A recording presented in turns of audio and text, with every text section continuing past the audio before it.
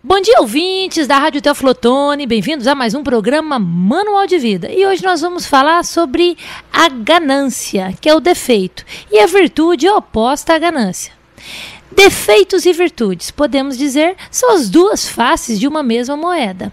Assim, do mesmo modo que existem os 7 pecados capitais, também existem as 7 virtudes ou emoções positivas, de acordo com a psicologia positiva, que são o oposto dos 7 pecados capitais. E aos 7 pecados capitais podemos somar ainda o medo, que nos desencoraja de seguir adiante, mesmo quando temos um objetivo claramente definido. Portanto, os 7 pecados capitais podem ser entendidos aí pela psicologia como emoções negativas. E as virtudes opostas aos 7 pecados capitais são as emoções positivas, ok? Vamos falar um pouquinho agora, vamos especificar o que é o defeito e o que é a virtude. Para maior clareza, vejamos a relação das imperfeições humanas, incluindo o medo, e das virtudes ou emoções positivas que lhes são opostas. Se não tivermos tais virtudes, devemos nos esforçar para adquiri-las, pois dependemos delas para nos desenvolver e sentirmos bem. Então vamos lá. Orgulho. Qual é o contrário do orgulho? Humildade, indiferença, elogio e a crítica. Ira. Contrário da ira, amor, paciência, tolerância, carinho, compreensão, perdão. Contrário da ganância, equilíbrio, altruísmo. Contrário da inveja, alegria pelo bem alheio. Contrário da preguiça, ação, diligência, agilidade. Luxúria, contrário da luxúria, castidade, fidelidade. Gula, contrário da gula, moderação, escolha sábia. E medo, contrário do medo, paz, coragem, fé, otimismo. Bom, agora a gente vai falar, hoje nós vamos falar mais profundamente sobre a ganância ou cobiça. O desejo ávido de ter sempre mais. A cobiça ou ganância caracteriza-se pelo desejo veemente de conseguir alguma coisa. Essa ânsia ou ambição pode se referir à conquista de status, honras ou riquezas. Quando se fala em cobiça, o excesso está sempre presente, pois é um desejo ávido, sem limites, que nunca se satisfaz. A cobiça costuma manifestar-se quando falta equilíbrio em alguma área da vida. Bom, gente, vamos aprender agora aí quais são essas áreas da nossa vida. Espiritualidade, que é o desenvolvimento das nossas virtudes. Saúde, família, né? Os laços de sangue, sogro, sogra, também entra aqui. Relacionamento amoroso é a 4ª área aí, né? Que é o namorado, namorada, marido, esposa. Área 5, que são os amigos. Área 6 é o trabalho e o estudo. Área 7, o lazer. E a área 8 é o altruísmo social ou voluntariado, que é o que você faz pela comunidade. Bom, gente, para isso ficar mais claro, eu vou utilizar aqui a metáfora dos vasos de planta, ok? Então, imagine aí que cada uma dessas 8 áreas da vida equivale a um vasinho de planta. Agora, vamos fazer uma analogia entre a água e o tempo. Imagine que a quantidade de água que temos para regar os vasinhos é limitada a 1 litro por dia. Esse 1 litro aqui, na verdade, aqui no nosso caso, está equivalendo ao nosso tempo, que é limitado, que são as 24 horas de cada dia e dos 365 dias do ano. Para você avaliar a distribuição do tempo nas áreas da sua vida, você pode procurar datas marcantes como aniversários, passagens de ano, Natal. Aproveite também datas do aniversário de pessoas próximas, como familiares, amigos e colegas de trabalho, para refletir a respeito de seu relacionamento com essas pessoas, sempre buscando o que pode e precisa ser melhorado. Nessa avaliação, você precisa lembrar-se de que nada é tão bom que não possa ser melhorado. Lembra da lei da entropia, que a gente sempre fala aqui, né? Que ela está sempre agindo na nossa vida. Portanto, tudo aquilo que a gente não faz um esforço para melhorar, naturalmente piora. Avaliar como é que a gente anda distribuindo o nosso tempo aí nas áreas da vida é importante, mas é preciso modificar o que encontrarmos de errado aí na nossa avaliação. Então, você pode começar avaliando aí uma vez ao mês, né? Escolha o dia do teu aniversário. Se seu aniversário é todo dia 2, você pode fazer uma avaliação aí de sua vida, mas sempre procurando ter atitudes de modo a gerar mudanças. Não adianta avaliar e não fazer algo para estar mudando, ok? Primeiro passo da mudança é ter consciência do que precisa ser mudado. O segundo passo é mudança propriamente dita, né? É atitude, fazer diferente, ok? Bom, gente, eu quero contar aqui uma história. Comece consigo mesmo. Comece consigo mesmo. As palavras a seguir foram escritas na tumba de um bispo anglicano, 1100 d.C., nas criptas da abadia de Westminster. Quando era jovem e livre, e minha imaginação não tinha limites, eu sonhava em mudar o mundo. Quando fiquei mais velho e mais sábio, descobri que o mundo não mudaria, e assim reduzi um pouco os limites de meu ideal e decidi mudar apenas meu país. Porém, este também parecia imutável. À medida que chegava ao crepúsculo, numa última e desesperada tentativa, procurei mudar apenas minha família, aqueles mais próximos a mim. Mas ai de mim, eles não mudaram. E agora, deitado em meu leito de morte, subitamente percebo: se eu tivesse apenas mudado a mim mesmo primeiro, então, pelo exemplo, eu teria mudado minha família. Com sua inspiração e estímulo, eu poderia ter melhorado meu país e, quem sabe, até ter mudado o mundo. Bom, vamos continuar aí no nosso tema de hoje. Bom, gente, eu vou aqui contar uma metáfora. Um simples conselho. Certa vez, um jovem muito rico foi procurar um rabi para lhe pedir um conselho. Toda a fortuna que possuía não era capaz de lhe proporcionar a felicidade tão sonhada. Falou da sua vida ao rabi e pediu ajuda. Aquele homem sábio o conduziu até uma janela e lhe pediu para que olhasse para fora com atenção, e o jovem obedeceu. O que você vê através do vidro, meu rapaz? Vejo homens que vêm e vão e um cego pedindo esmolas na rua. Então o homem lhe mostrou um grande espelho e novamente o interrogou. O que você vê nesse espelho? Vejo a mim mesmo, disse o jovem prontamente. E já não vê os outros, não é verdade? E o sábio continuou com suas lições preciosas. Observe que a janela e o espelho são feitos da mesma matéria-prima, o vidro. Mas no espelho há uma camada fina de prata colada ao vidro. E por essa razão você não vê mais do que sua própria pessoa. Se você se comparar essas duas espécies de vidro, poderá retirar uma grande lição. Quando a prata do egoísmo recobre a nossa visão, só temos olhos para nós mesmos e não temos chance de conquistar a felicidade afetiva. Mas quando olhamos através dos vidros limpos da compaixão, encontramos razão para viver e a felicidade se aproxima. Por fim, o sábio lhe deu um simples conselho.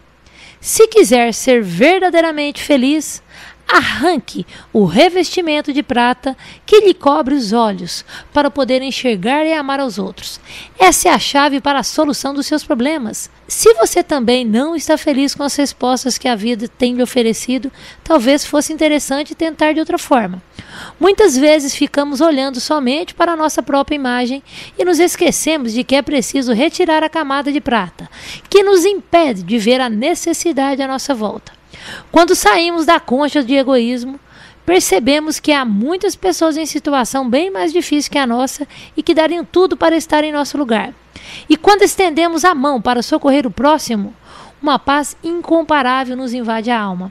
É como se Deus nos envolvesse em bênçãos de agradecimento pelo ato de compaixão para com seus filhos em dificuldade. Ademais, quem acende a luz da caridade é sempre o primeiro a se beneficiar-se dela.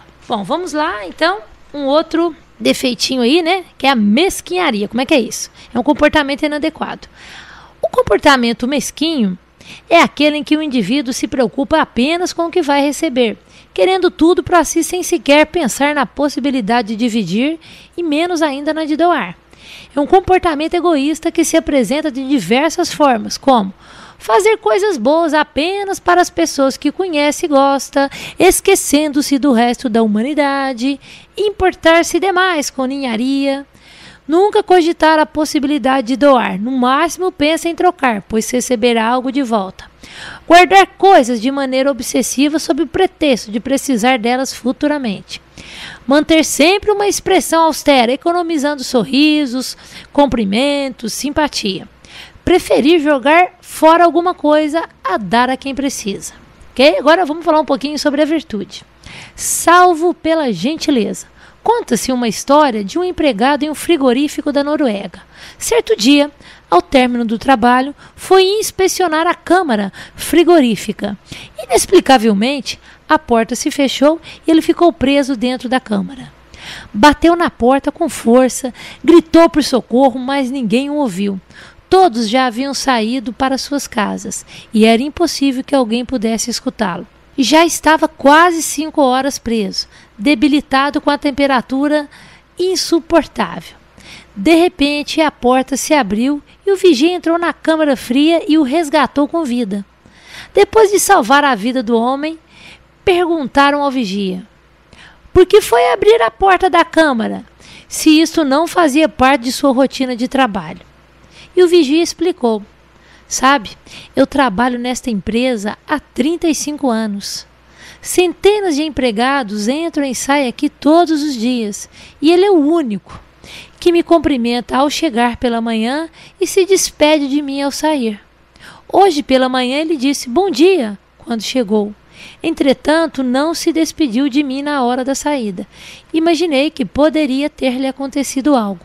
Por isto, o procurei e o encontrei. Pergunta: se fosse você que estivesse na câmara fria, você seria salvo? Bom, e agora eu vou falar de um outro defeitinho aí, filhotinho da ganância, da cobiça. Trapaça. Por mais feio que possa parecer, essa é a parte da cobiça que nos faz agir como ladrões. Sempre que tomamos algo de alguém, sem que tenhamos tido permissão para isso, estamos agindo sob a ação dessa parte trapaceira. E quando digo tomar algo de alguém, não me refiro apenas a coisas concretas, como dinheiro ou objetos, mas também a ideias, méritos, afetos, por exemplo. Bom, vou dar aqui alguns exemplos.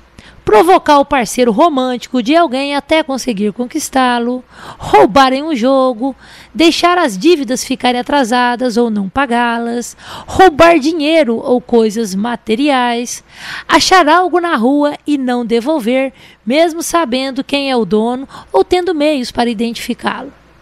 Apresentar ideias de parceiros como se fossem suas, assumir a autoria de um serviço feito por outra pessoa, receber elogios por algo que não fez.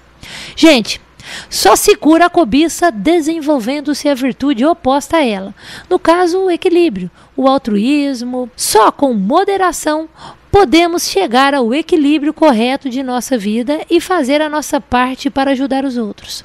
O desenvolvimento do equilíbrio alavanca automaticamente o altruísmo, pois quando nos equilibramos, nos sentimos mais completos e temos vontade de estender esse benefício às outras pessoas, a toda a humanidade, enfim, a toda a humanidade. Bom, para terminar o programa de hoje, né, gente? Mais uma história, ok? A flor azul. Joana era uma mulher muito boa. Ela tinha uma forte relação com Deus, mas trabalhava demais e acabava ficando sem tempo para outras coisas, inclusive sua família. Seu pai, um senhor muito sábio, percebendo o erro que a filha estava cometendo, resolveu intervir. Um dia ele deu a ela uma linda flor azul e pediu-lhe que cuidasse muito bem daquela flor, regando-a diariamente, pois era uma flor especial, diferente das outras. A filha adorou o presente. No começo, até que cuidou bem da flor, mas como trabalhava muito, acabou descuidando-se e deixando a flor morrer. Quando Joana viu o que acontecera, foi correndo pedir a seu pai que lhe desse outra, e ele disse: lamento, minha filha querida. Como eu lhe havia dito, aquela flor era especial, e o que a tornava especial era justamente o fato de ser única. Qual a lição dessa história? Devemos cuidar muito bem das pessoas enquanto as temos por perto. Muitas vezes a cobiça nos cega e faz com que coloquemos todas as nossas expectativas no trabalho. Todos sabemos que para viver é preciso ter dinheiro e que obtemos dinheiro com o nosso trabalho. Mas trabalho não é tudo na vida. Quando fazemos essa escolha, deixamos de cuidar de nossas flores azuis. Devemos compreender que as pessoas de quem gostamos são únicas. Mãe, pai, filho, marido, esposa, irmãos, todos são únicos. Se amamos as pessoas que estão à nossa volta, devemos cuidar muito bem delas enquanto as temos por perto. Quem é ou quem são suas flores azuis? Como você tem cuidado dela ou delas? Ok? Bom, gente, eu quero mandar aqui um abraço aí pra Teca, garçonete, lá do São Jacinto. Um abraço aí, viu, Teca? Tudo de bom. Vou ficando por aqui. Quero desejar aí um bom dia a todos. Lembrando a vocês que os nossos programas estão disponíveis aí pelo site www.projetovaloreshumanos.com.br. Teófilo Otoni, capital mundial das pedras preciosas e dos valores humanos. Lapidando pedras e agora lapidando gente. Bom dia a todos e até semana que vem. Tchau!